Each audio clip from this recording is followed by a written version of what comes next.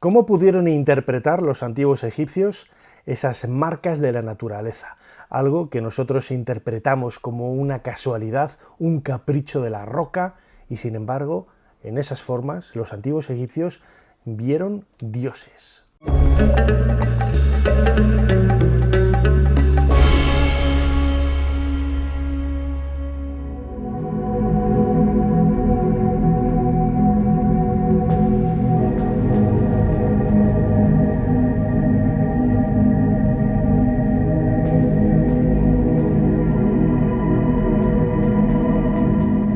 Una pareidolia es la interpretación que nuestra cabeza hace cuando vemos una serie de objetos colocados al azar, pero que nosotros interpretamos con una forma ya conocida. Es lo que hace que, por ejemplo, cuando vemos dos círculos y un palo abajo, interpretemos que es un rostro, ¿no? Con dos ojos y una boca. La naturaleza, al igual que cuando salimos al campo y vemos las nubes y hemos visto alguna oveja, algún rostro, o esa forma caprichosa, ¿no? En muchos lugares de España, en la zona sur, podemos encontrar leyendas de la mujer tumbada, ¿no? La mujer desnuda, haciendo alusión a un perfil, ¿no? en las montañas que hace interpretar o que nos hace ver realmente ese paralelo. Sin embargo, los antiguos egipcios, como vamos a ver en esta serie de 7 pareidolias, realmente estaban muy familiarizados con estas ideas y precisamente ellos mismos nos cuentan que en algunas de esas formas vieron dioses.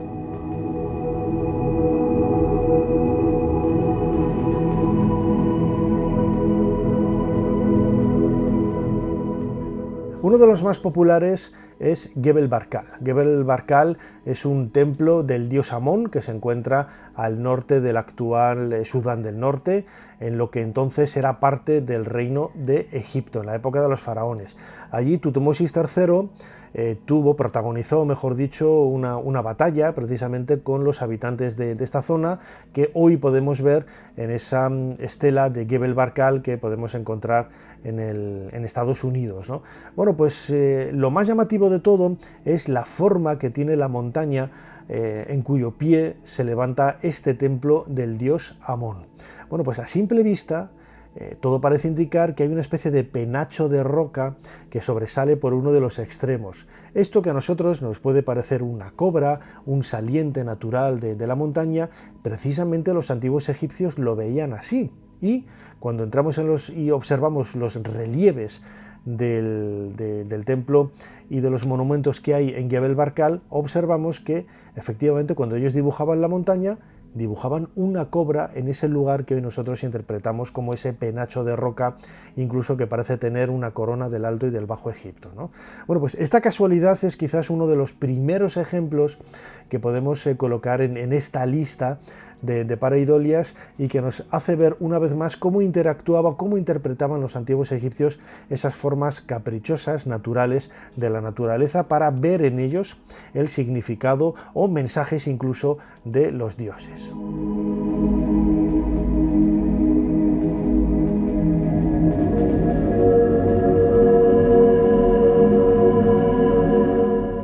Uno de los ejemplos que en los últimos años ha sido más popular, ¿no? Y que es fruto del trabajo de una misión arqueológica española dirigida por José Ramón Pérez Acino en el Valle C2, en el Wadi C2 de Luxor, al sur de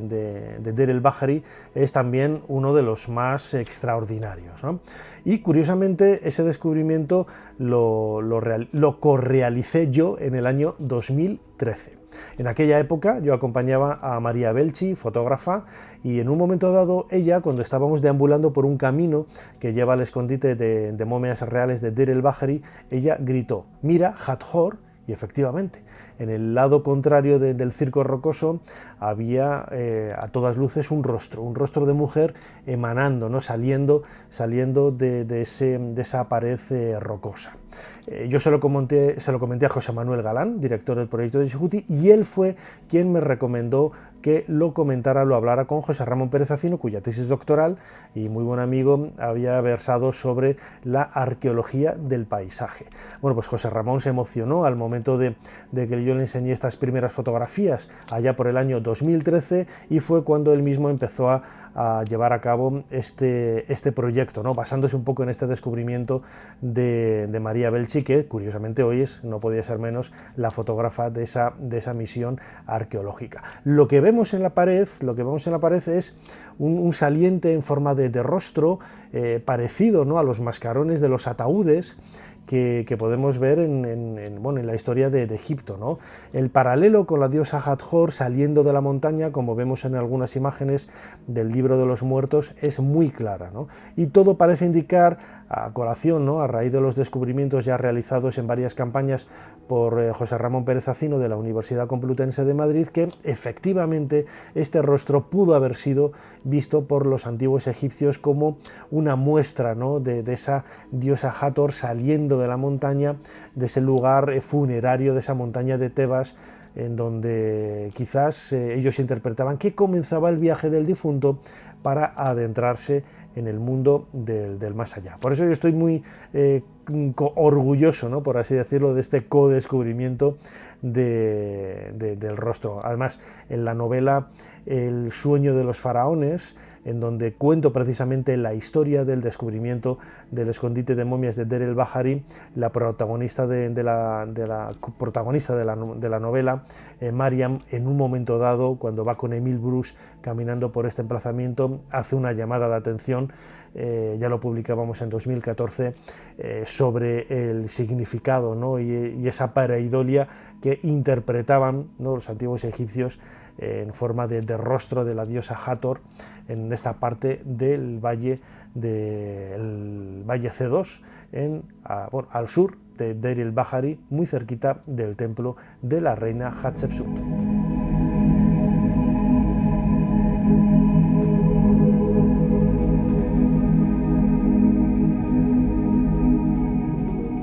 No lejos de allí,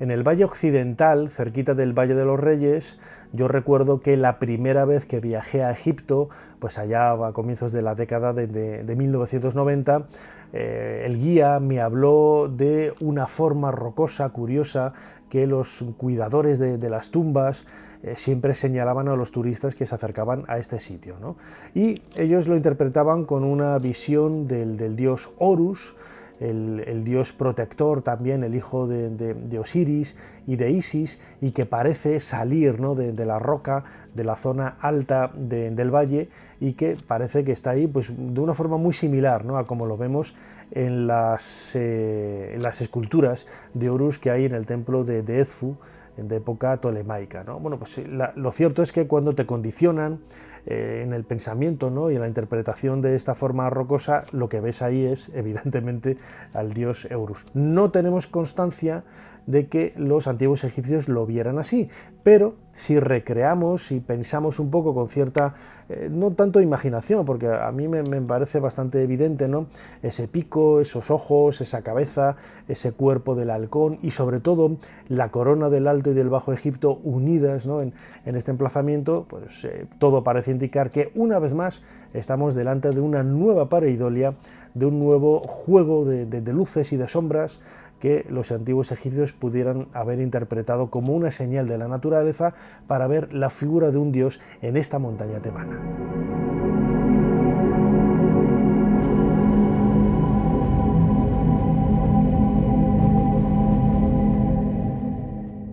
El propio Valle de los Reyes, que empezó a ser construido a comienzos del Reino Nuevo, más o menos hacia el 1550 antes de nuestra era, podría ser explicado a partir de una pareidolia.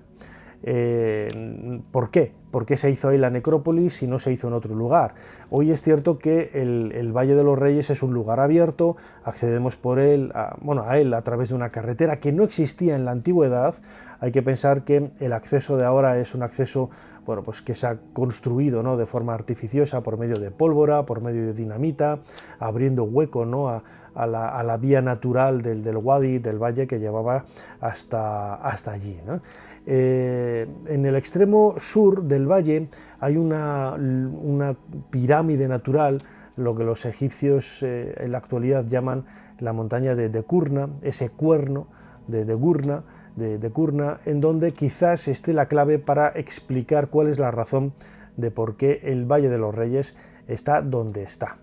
Es una pirámide natural. Es una pirámide que puede representar esas pirámides que se seguían construyendo en esta época en el Reino Nuevo como lugar de enterramiento. Hay que pensar que no lejos de ahí, por ejemplo, el Deir el Medina, las tumbas de los artesanos que construyeron estas sepulturas, estos hipogeos de los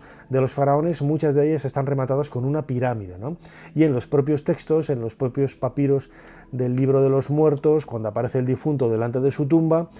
sobre la puerta hay una pirámide, ¿no? Lo que nos está hablando una vez más de ese vínculo que había en aquella época de la historia de Egipto, de pirámide, tumba. Bueno, pues la aldea mejor dicho, en la roca de la montaña tebana sale esa forma piramidal natural que podría ser la demarcación, ¿no?, de una pareidolia, de algo que el ojo humano interpreta como una pirámide natural y que los antiguos egipcios pudieron haber tomado como referencia, ¿no?, como marca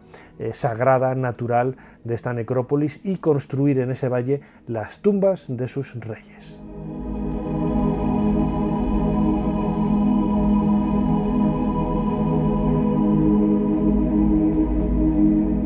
La egiptóloga Christiane de Gosse-Noblecourt, en un libro en el que hablaba de símbolos, de magia, de relaciones incluso desde el punto de vista de la pareidolia, ¿no?, de los antiguos egipcios con esa naturaleza que les rodeaba, nos hablaba de una relación para mí bastante curiosa que podría explicar, ¿no?, un poco también la ubicación en donde está el valle, donde está el Valle de las Reinas. Siempre hemos preguntado ¿por qué se hizo ahí? Bueno, pues hay una serie de claves naturales y sagradas que nos están explicando por qué ahí se erigió el lugar de enterramiento de muchos príncipes, sobre todo, no tantas reinas, hay muy poquitas reinas, sobre todo enterramientos de niños, de príncipes de la dinastía XIX. Bueno, pues en uno de los extremos de este valle vemos una grieta natural que en los momentos de tormentas copiosas en Luxor, lo que hacía la antigua Tebas, lo que hacía era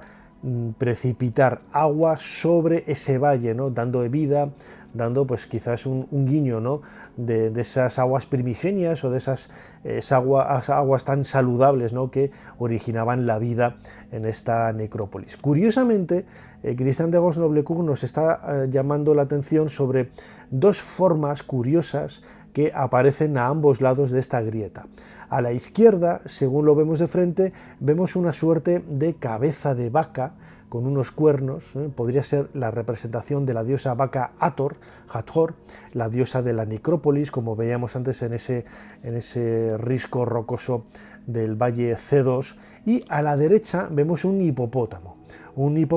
que también nos podría estar hablando de otro elemento, en este caso a la diosa Tueris, que es una diosa protectora del nacimiento, de los niños y sobre todo de ese comienzo también en la nueva vida, ese nuevo nacimiento en el mundo de los muertos. Estos dos iconos,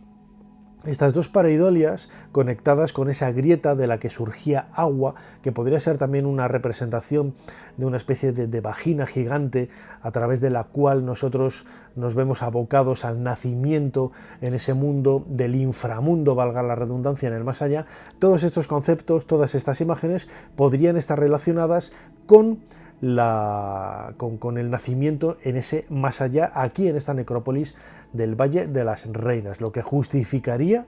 una vez más por qué eligieron los antiguos egipcios este lugar como un espacio sagrado para levantar ahí, mejor dicho, para excavar ahí las tumbas de los príncipes.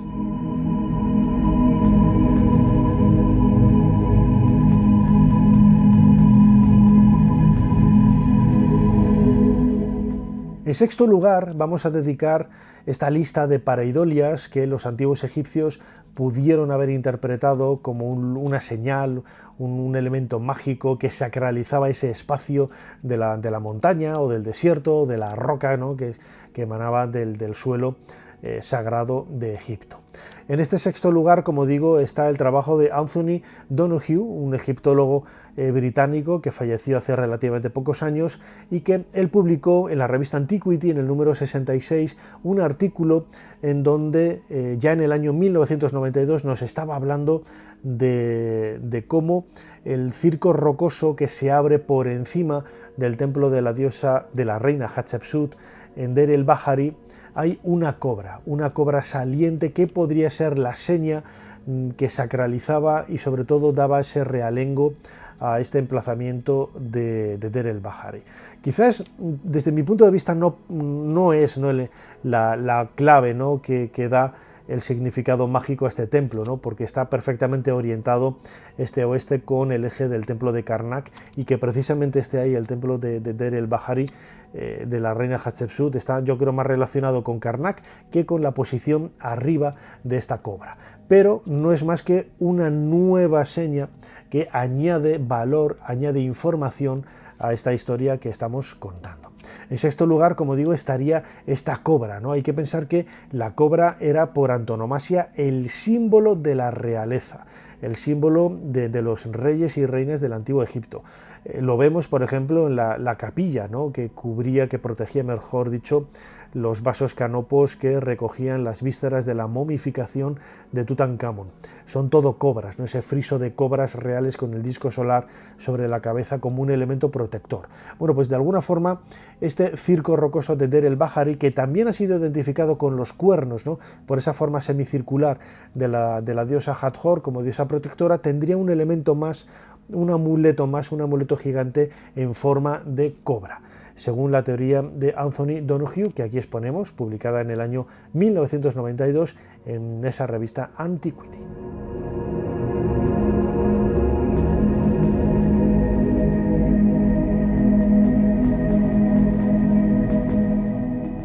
Y para acabar esta lista de pareidolias, de elementos de la naturaleza, muchos de ellos caprichosos, que los antiguos egipcios podrían haber identificado con elementos proyectados de los dioses o mensajes de los dioses, como diría Eric von Däniken, o objetos simplemente sacralizados e interpretados por ellos así, es la esfinge de la meseta de Giza. Sabemos que este espacio rocoso fue una cantera durante muchos años y que precisamente de extraer roca de forma convencional, de forma natural del suelo, se fue creando este penacho de roca que tenía forma de león. Se le añadieron las patas con sillares, seguramente parte de la zona frontal de ese bloque de roca que emanaba del suelo, ¿no?, pues tenía unas patitas un poco cortas, se le alargaron para darle forma de león, se le añadieron también las patas traseras para que adquiriera esa forma de felino, y la cabeza se remodeló para que adquiriera los rasgos de un faraón, seguramente el faraón Keops, no tanto Kefren como siempre se ha dicho. Y con todo ello se creó un icono, ¿no?, un icono perfectamente orientado hacia el este, el lugar por donde sale el sol cada mañana, y que los antiguos egipcios podrían identificar a este Ra-Arachti, a este Horem Ajet, Horus en el horizonte, como una de esas divinidades que acabó tomando cuerpo en esta pareidolia, en este felino de garras gigantescas que nace del suelo de esta necrópolis sagrada de la meseta de Giza. Esta es la última de esas siete